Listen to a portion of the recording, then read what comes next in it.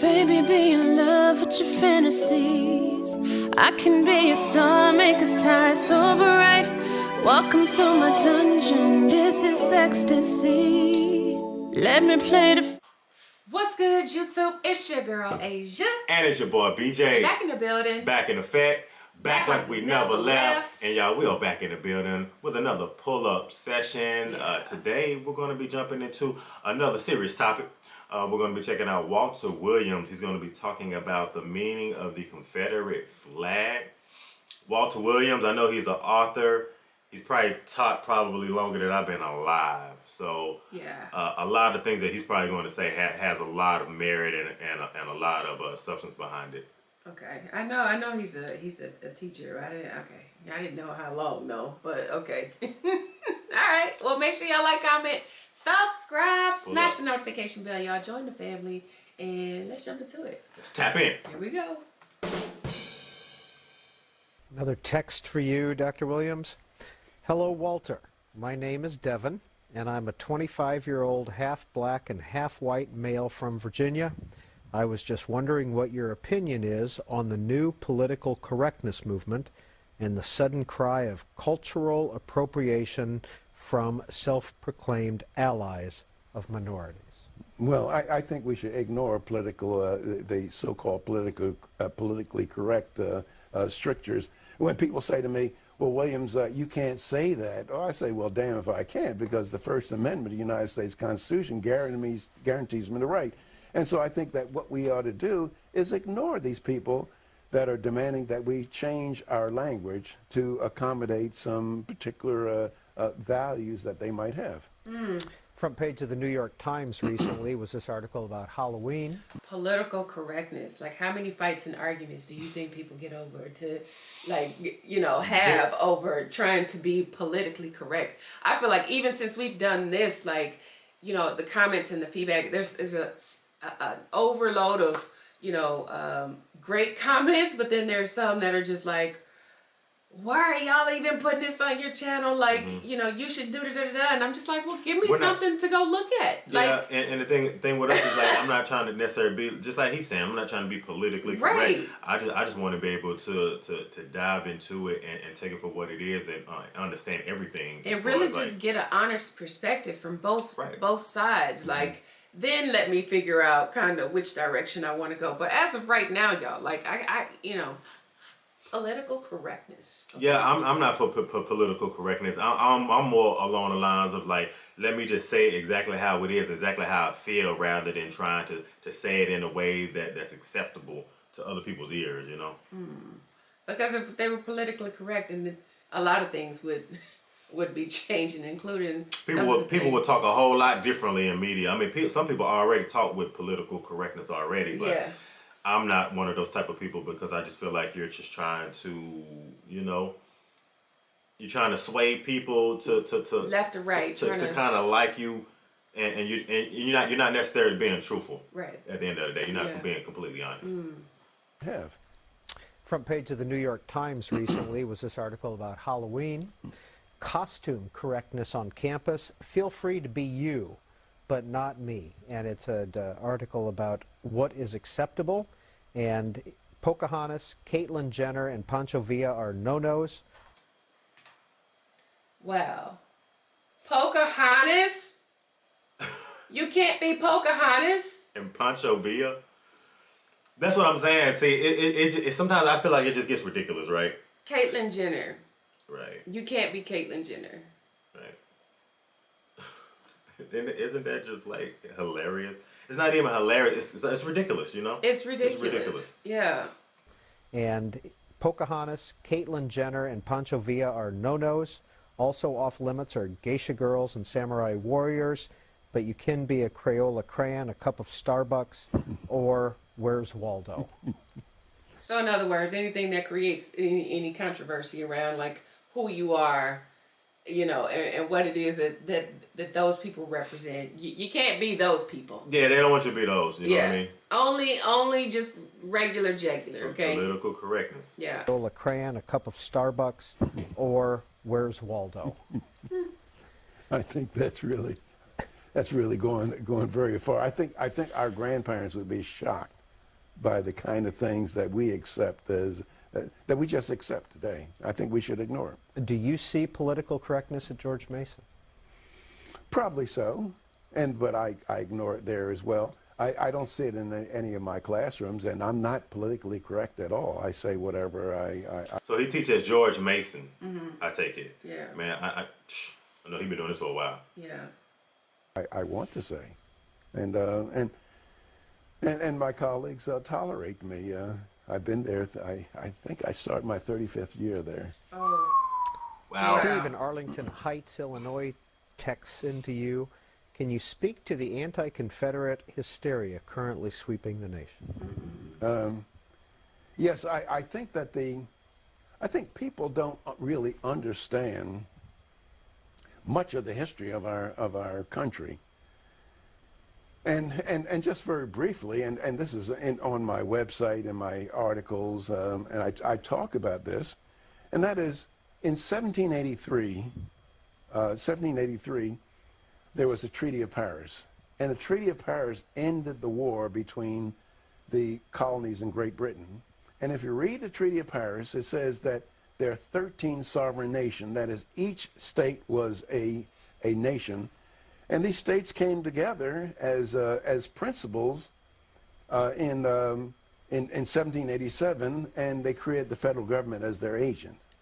And principals can always fire their agents. And so That was the Confederacy, right? Or is that what he's referring to? The 13 nations? The 13 states. 13, because I thought it was 14. Okay. Maybe 13.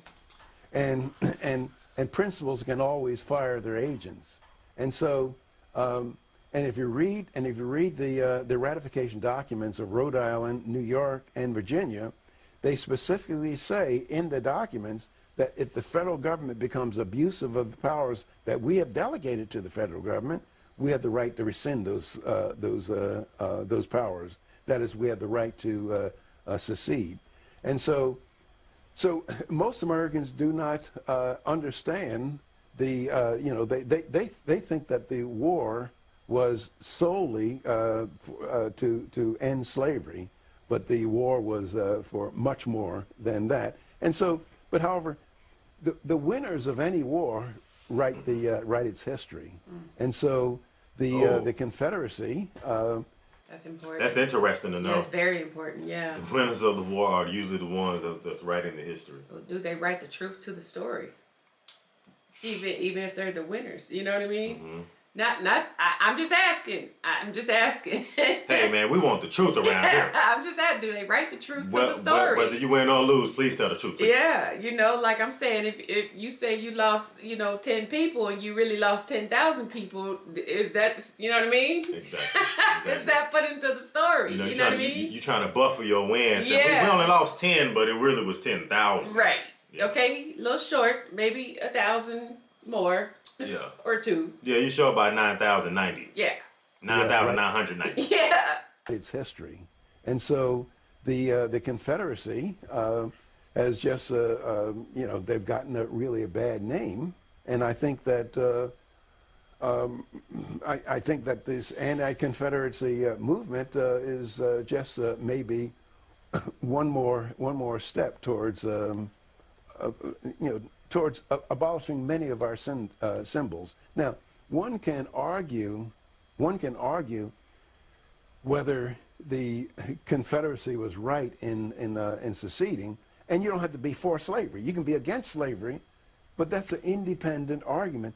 Did they have the right to secede? And all the evidence suggests, yes, they did have the right to secede because the states were principals, and they came together and created the federal government. That is, most Americans today virtually think that the states are a creation of the federal government.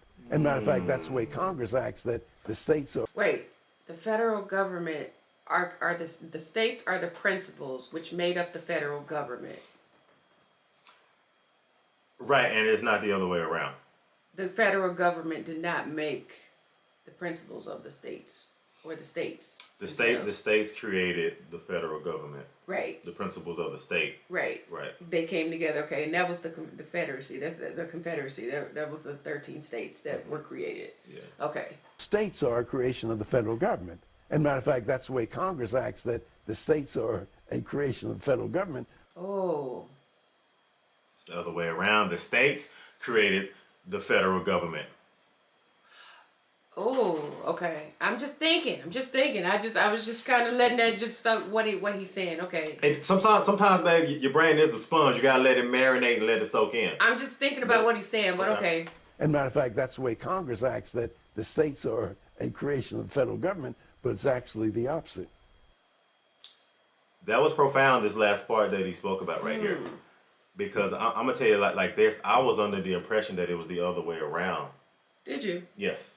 Absolutely, like completely. Even in regards to like how the war even started, I thought it was mostly over slavery. That's what I thought that it was. I did too. You know, actually, like I didn't know that it had so many other different factors a part of it, and I think that's probably a good reason why we're diving into some of the content and some of the things that we're looking into, because sometimes it's like you think about like what you were taught and what you learned, and sometimes you're like.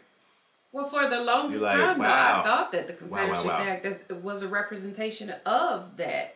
And then I would see people like driving down the street and, waving the flags and stuff. And I would be like, ooh, I would never do that. You know what I mean? But now that I understand it to be what it is, like I have a completely different understanding. And I can see where there's conflict in that. The problem is that it's the same symbol. And it wasn't something, because the thing is that they use multiple flags to be representations of what that slavery, like during that time frame. You know what I mean? The Confederate flag was probably one of the more popular ones, and until people started kind of just holding on, just really accepting it for what it is, adopting it, if you will, for people in the South. I think even Ryan Upchurch touched on that too, like. Remember we did the video about the Confederate flag, right. And we did when he was talking about it. Yeah, and that's when I kind of started going and really kind of delving into like more information about that, because I feel like he really kind of opened my eyes to what that means and what that stands for, and why he's so why he feels so strongly about it. Right. Yeah, and so it was then I feel like that's when I was like, oh, like it's not. It's not what I thought it was. You know what I mean? And that's when I feel like I had that realization and really started kind of trying to understand it more. And because you start seeing like not necessarily the disparity, but you start understanding that it has multiple meanings for different people. It has multiple meanings. People, especially when you're in the South too. Because there's no meaning to say like, oh, I'm flying this flag because I'm from the South. Like, you might as well just write it across the front of it, because otherwise it's just like, I don't know if everybody understands it to be that way is the problem. Everybody doesn't. You know what I mean? And that's the reason why you have so many different disputes in regards to, because everybody don't completely know it. They haven't completely learned like the history behind the Confederate flag, what it represents. Yeah. And even to today, what people are using it for, because what people are using it for back then isn't completely what everybody's doing, using it for right now. Yeah. Right. Some people a lot of people in the South, they see it as like Southern heritage, Southern pride. Yeah. And some others, they'll see it as like a symbol of like hate, racism, white supremacy. It sparks emotions. So, that's why I said it's like, it's one of those, it's kind of a slippery slope, because the symbol is what it is, but like, people don't interpret it that way. But the problem is that they never change the symbol, you know what I mean, to make any specific indication, but I don't know if they need to, or if they should. Don't need to. To me, they don't need to change it, because I feel like I understand it for what it is. Maybe others don't completely understand it, but me, I'm okay with it. I'm comfortable with understanding and knowing the Confederate flag for what it is. Yeah. So they don't need to change it. But in regards to like all the anti-Confederate like symbols that's around like the United States of America, like I feel that needs to be eradicated, like for sure. Like any symbols of racism, any symbols of like oppression, like that should be eradicated fully. Because if you think about like Jewish people, like what they had to go through with like the Holocaust. Like if you go like to Germany and different parts of like Europe, like any symbol of racism has been eradicated completely there. I can tell you all about it. You know what I mean? Absolutely. Like it's been completely eradicated. So I feel like that's what we should do here for sure. Yeah. You know? Yeah. But yeah, definitely understanding like just how the war was started and how it was created. Like this was really, really good. The problem is that I feel like the association with the flags, like when we see the symbolism, you see these statues and the people who were probably a part of like those you know, that time frame, the war, the slavery era, you know what I mean? And they associate the flag with those people. And so when you see it, it's like, no, you did not. You know what I mean? But for other people, it's just like you see people with you know, bikers and, I mean, hell, you see black people with them. You know what I mean? It is what it is, you know? So I think it's just the association and the understanding. But definitely understanding for I sure. just don't know. You know, it's a really sensitive issue for some people, depending on how they see it. Yeah, but I mean, the like I said, the important part is really understand like the Confederate flag and how the war started and everything too. But yeah, I definitely want to hear everybody else's comments too, like understanding like exactly why it started, how it started, because it was definitely more than just slavery. Like it had something to do with like I think North Carolina too. It was an issue with North Carolina being one of the states that succeeded, or like I think North Carolina had something to do with the war starting. So yeah, y'all drop comments to kind of like let us know and like kind of dig into it a little bit more. Yeah, you know, I'd be interested to hear that. So hey, y'all let us know your thoughts down in the comment section. Make sure you like, subscribe, hit the notification bell, join the family, y'all. And if ain't nobody else told you, we love you, and we're gonna see y'all in the next video, y'all. Absolutely. Yeah, bye.